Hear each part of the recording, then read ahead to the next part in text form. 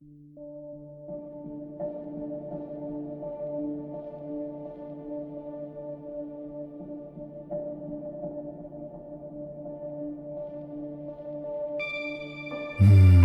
is nothing like a good ghost story, friends, isn't there?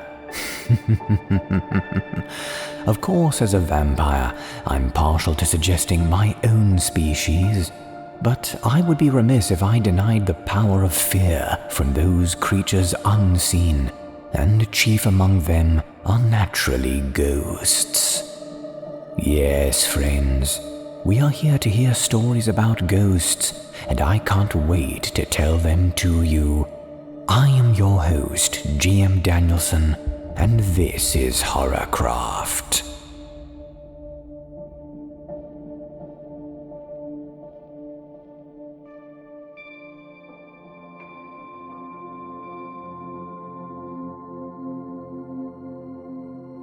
My father punished me when I talked to ghosts. By E. Crow.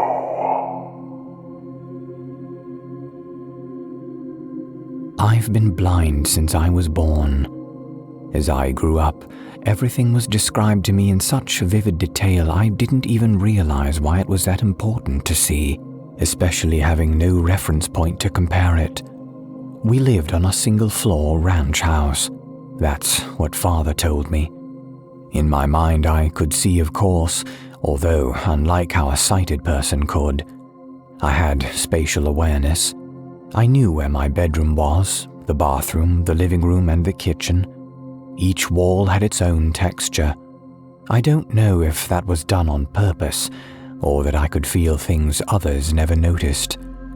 I rarely fell over, only if Father or another of the visitors put something somewhere they shouldn't. It was usually the visitors, and Dad would shout. They visited infrequently, though not for long.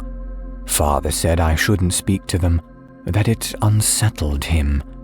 He'd worry when I saw something he didn't, saw it with my ears or by touch. Ellie was the first. She seemed very sweet. She asked me my name and why my face was so messed up. She was in the living room. I could hear her breaths from where she sat, harsh nasal sounds as if her nose was blocked. When Father had a cold, he'd always breathe through his mouth, big, labored breaths, and he wasn't used to it. When people mentioned my face, I always touched it, trying to work out why it was so strange to them. When I asked if I could touch theirs, there was always a pause. I guessed sighted people never did that. Why would they need to? When I asked Ellie if I could touch her face, she reluctantly agreed, but moments later, Father entered the room and asked me who I was speaking to. I told him nobody. He would always punish me when I spoke about them. I think it scared him. He'd take my arm and march me off. I'd be knocked off balance and disoriented to the point where he'd finally set me down. My hands would frantically search my surroundings until I knew where I was. It was usually my bedroom. Every now and then, he'd leave me outside in the middle of nowhere. That was the worst. I would be lost and scared. He told me about the road that ran in front of our house, and some sounds I heard were cars. They'd kill me if they touched me. Those sounds were all I had to know where I was. I waited to hear, and then I knew which way to turn to run back to the house. I heard Ellie that evening. She whispered to me, saying she was scared. I'd whisper back, but she didn't hear. I asked Father about Ellie. He didn't want to talk about her. I asked him why. He didn't reply. When I told him she asked about my face, he asked me what I did. I told him I wanted to touch hers. He laughed, though I knew he wasn't happy. I could hear the difference. When you laugh for pleasure, your mouth is wide open. When you pretend, your mouth is almost closed. To me, The difference was obvious. It wasn't until I was older that he explained. He said we lived in a special place, connected to the other world, that sometimes dead people slipped through, people who died in pain and wanted to reach the living. He explained that because I couldn't see, I was able to tune into that they knew I was listening when others weren't. He said I had to ignore it, otherwise they'd latch onto me forever and never leave me, that all the dead wanted was to be alive again. It was dangerous. They would trick me. He said he knew how to deal with them, but he couldn't help me if they became attached to me. Alex appeared to me a few years later. She told me that she was lost and didn't know where she was. I told her I wasn't allowed to speak to her, but she pleaded for help. I kept quiet, knowing what would happen if I said anything. "Did you speak to them?" Father asked. Though I was upset, I told him no. I wish I could have helped her, though. I knew what it was like to be lost, and it scared me. Alex didn't whisper to me at all. I'd ignored her, and she ignored me. Father saved me. I was thankful. After Alex, I knew what I needed to do, so I did it. They stopped bothering me after that for a very long time. That was until Sarah appeared. Sarah didn't give me a chance to be quiet. I was on my own, sitting in the living room and listening to the television. "Help," she said. "I need to find a way out." I stayed silent. "You can hear me, can't you?" she said, surprised. "I'm not allowed to speak to you," I told her. "Please," she begged. "I'm scared. I'm lost. I want to see my daddy." I gripped the arms of the chair, telling her I wasn't allowed. "He's dead," she said, and I didn't answer. "Your father is dead," she said again. I wasn't going to fall for it. I heard banging from around the room as things began to fly and the shelves began to shake. "Stop it," I shouted, and it did. "Please help me," she said again. I wasn't going to talk to her. I did the only thing I thought would help. I unlocked the front door, hoping she'd run out and get lost, just like I would do. When I heard no more from her, I locked the door and sat back down. I listened intently for any signs she was still there. Except for the sounds of the TV, it was silent.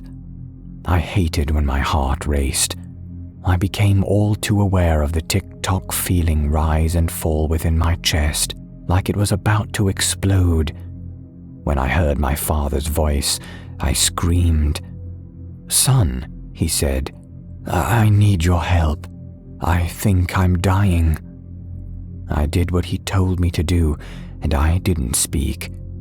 If he did die, he'd never leave me. Instead, I raced out into the open air and shouted for help. I shouted until my voice was hoarse. I heard the sounds of cars that raced along the road in front of my house. I shouted until I heard someone respond. It was a woman. "What's wrong?" they asked. I told them I thought my father was dying. They asked what had happened to my face. I pleaded with them for help, and they promised they would. Sometime later, the woman returned to me. I was sitting on the grass, and she asked if she could hold my hand. "I'm so sorry," she told me. I heard the sounds of sirens and the sounds of people rushing. I asked what was going on. The woman said she was there for me. As the noise died down, a man asked me a question. "I'm a paramedic," he said. "What happened to your face?" I told him I was fine. He asked if I was sure, and I told him I was. He asked if I minded him touching my face. I said it was okay. I screamed and asked what he was doing. He told me everything was going to be okay, and the woman squeezed my hand, saying to be brave. I felt a pressure release from around my forehead, and the air felt cold against my skin. It sounded as if they were peeling an orange. I imagined in my head and worried he'd expose my insides. I didn't know what I was experiencing. I felt a tight pain within my head, like when you kick your shin against something hard, and then something I've come to understand as bright. It hurt so much I began to cry. "What happened to your eyes?" the paramedic asked. I said I was blind. He asked to check them. The pain returned when he examined them. "Do you know him?" he asked. The woman told him I was screaming for help and she came, and she didn't know me. "How long have you had the eye injury?" he asked. I told him I was blind from birth. He asked me if I could see his fingers. I told him no. He asked me if I could open my eyes. I said I didn't know what he meant. He asked me if I could open them. I didn't respond. I felt his fingers on my face, fingers covered in something rubbery. Then the brightness again. I screamed. He tried to calm me. The woman squeezed my hand again. I didn't know what was going on. Things I couldn't describe came to me. It was like it always was, but 100-fold, so much more real. I carried on screaming as a fuzzy form came into view. "Just breathe, okay? Everything will be fine." "When was the last time you saw?" the paramedic asked.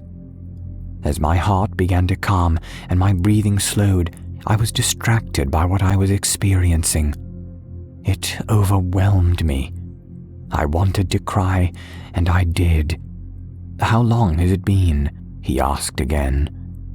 "I've never seen anything before," I told him. I was told to keep the eye mask on for most of the day, only taking it off at night at first to allow my eyes to adjust. I had been staying with my uncle and aunt, and I didn't even know I had. They were shocked at what had happened to me and that I hadn't been to school. It's been a roller coaster ride.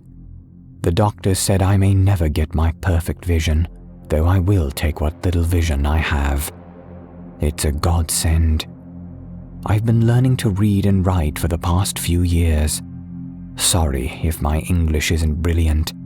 It's the best I can do. I've been asking my aunt what happened to my father, but she always says he died of a heart attack. I asked what type of man he was. She says he was her brother, and she'll always love him no matter what. My uncle doesn't want to talk about him at all. I've been using the computer a lot lately, and really enjoying the internet. I can't believe there is such a thing. After being so lonely for so long, I can talk to whomever I want, whenever I want, though I am wary of that. How do I know if who I'm speaking with is alive?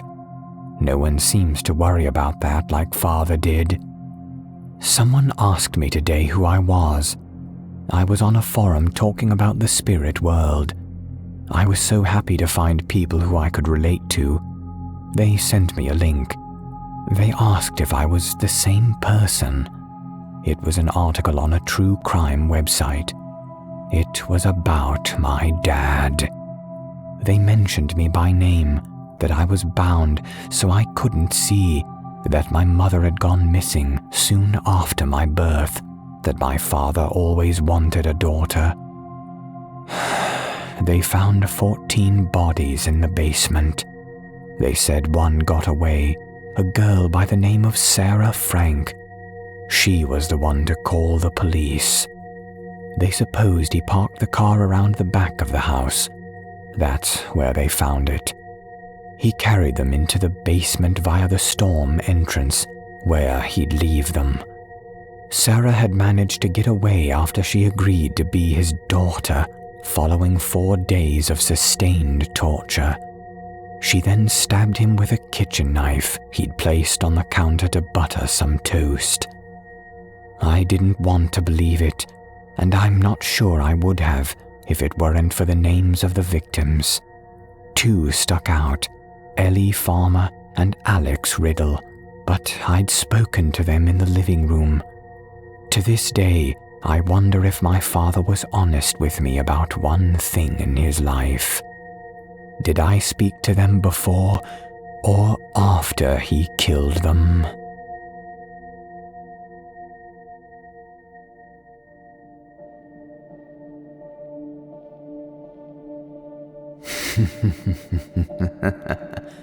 I hope you enjoyed that first of many stories this evening, friends.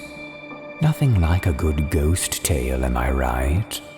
It's just the kind of thing you can expect here on Horrorcraft. In fact, you can always expect the very best, like our next story by Bifle's disciple, otherwise known as P.F. McGRAIL. Yes, friends, one of the best saved here. In fact, you might just recognize the name Bifle's disciple as being someone who has been featured on the channel before, and you would be correct. Bifle's disciple, otherwise known as P.F. McGRAIL, is a prolific horror writer and contributor to No Sleep and the No Sleep podcast, among many other activities and talents. Those of you who follow P.F. McGRAIL's subreddit, as well as the subreddit No Sleep, will know how extensive his list of stories is. You might be interested to know that P.F. McGRAIL not only writes prolifically, but has published prolifically as well. Both compendiums to which he has contributed, as well as his own book, out now on Amazon.com. With such titles, friends, as The Trees Have Eyes, Alphabet Soup, Wrong Roads, and one of my now personal favorites, Your Dreams Taste Like Candy. There is really something for every horror taste, especially those who enjoy NSFW 18+ horror stories. If you like your horror not only served chilled, but raw and wriggling, I recommend you check out P.F. McGRAIL's offerings. There are links in the description of this video below to P.F. McGRAIL's Amazon.com and subreddit websites. There is also a link to P.F. McGRAIL's latest book, Your Dreams Taste Like Candy, or Horror Stories from the Depths of the Internet. And now, friends, let me present to you our next story.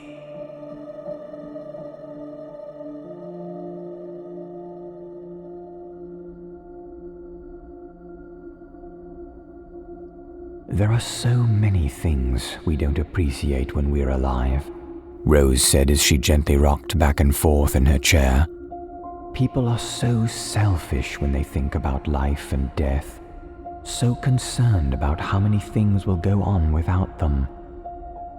Her grainy, aged voice spoke of wisdom, and her southern drawl hinted at something else.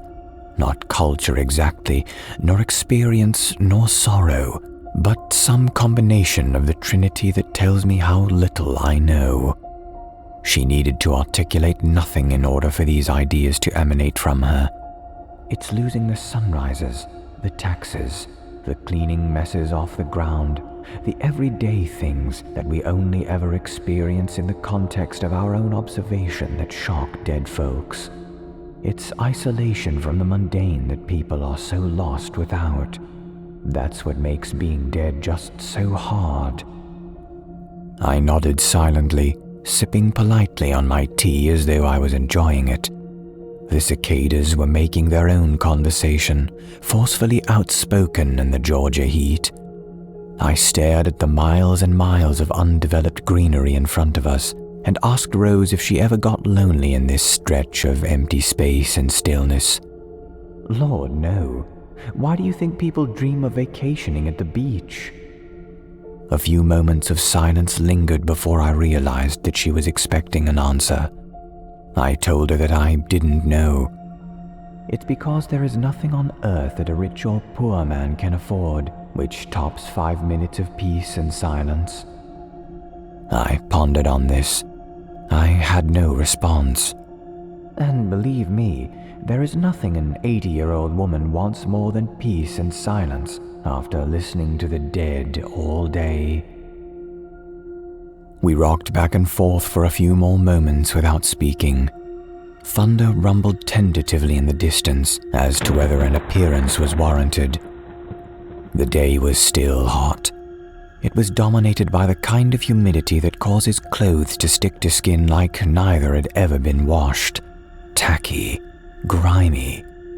Rose had never sought an air conditioner or much of any modifications to the domicile's original 1913 layout, so the house was no escape.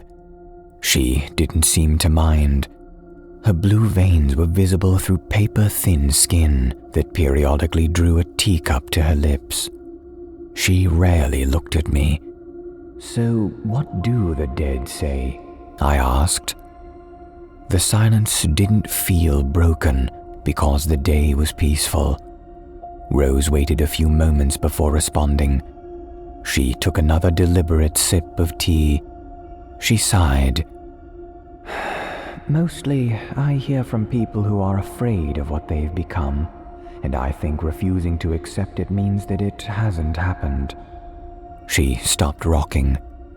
"They are, to a man, shocked at how much they didn't realize they would miss." I nodded. "Is that what they are saying to you now?" She cackled and put down her tea on the table next to us. It wobbled.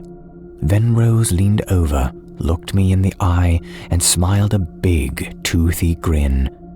Most of her teeth were blackened and broken. She never broke eye contact.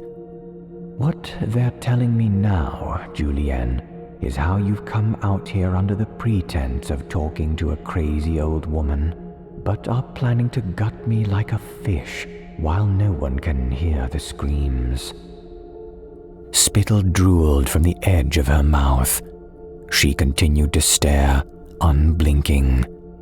My teacup trembled. "So," she crooned, her voice getting lower, "if you think you're ready to try your luck, put down the damn tea and let's see what you have."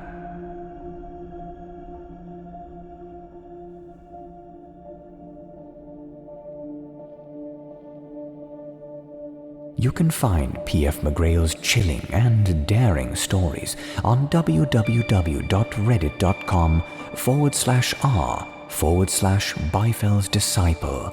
That's BYFELS, as well as on Amazon.com by searching any of the book titles I've provided. With such scintillating story titles as A Plethora of Mayonnaise, Cannibalia, and He Ate the Cow Before It Was Dead, there is literally nothing better to like, or for that matter, to read.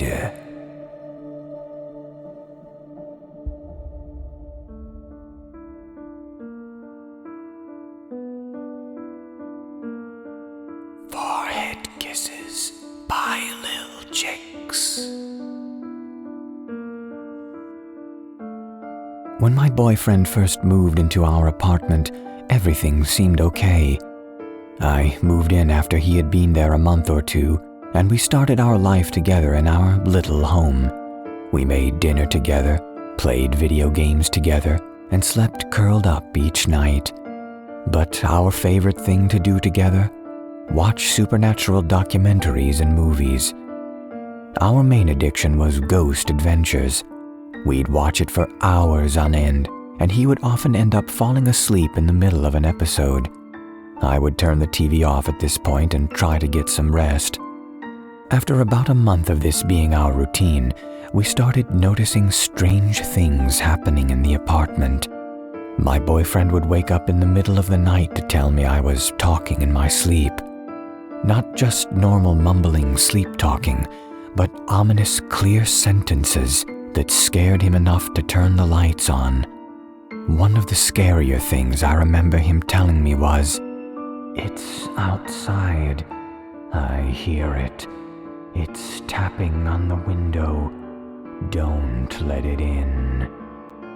He also said I frequently spoke in what he described as something like a demonic language. This took place for a long time, and while it freaked both of us out, we never experienced anything that made us think there was any truth to what I was saying. Until, that is, one night a few months later. My boyfriend worked a second shift at a warehouse, and I went to school full-time during the day, so we didn't get to see much of each other until it was the weekend. Most nights I would try to stay up until 12:30 in the morning when he got home, just to spend a few minutes with him. But sometimes I just couldn't keep my eyes open. When I would fall asleep, my boyfriend would come home and kiss me on the forehead as a way of saying, "I'm home now." I loved this gesture. I had taken several exams one day in November, and I was mentally drained.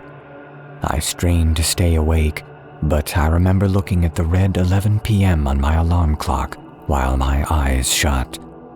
I was in what I call half-sleep, when you're aware that you're sleeping, but you can still hear what's going on around you.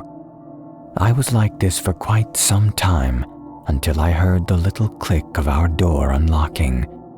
Then I heard the door open and shut, followed by footsteps through our living room and into the bedroom. I felt the light kiss on my forehead and opened my eyes to welcome my boyfriend home, the usual sequence of events. But when I opened my eyes, I was greeted by an empty room. I thought maybe my boyfriend had kissed me and then gone to the bathroom, but those bright red numbers only read 11:39. I don't know what was in my room that night, and I have trouble believing it was only a dream. Now, when I get forehead kisses at night, I don't open my eyes.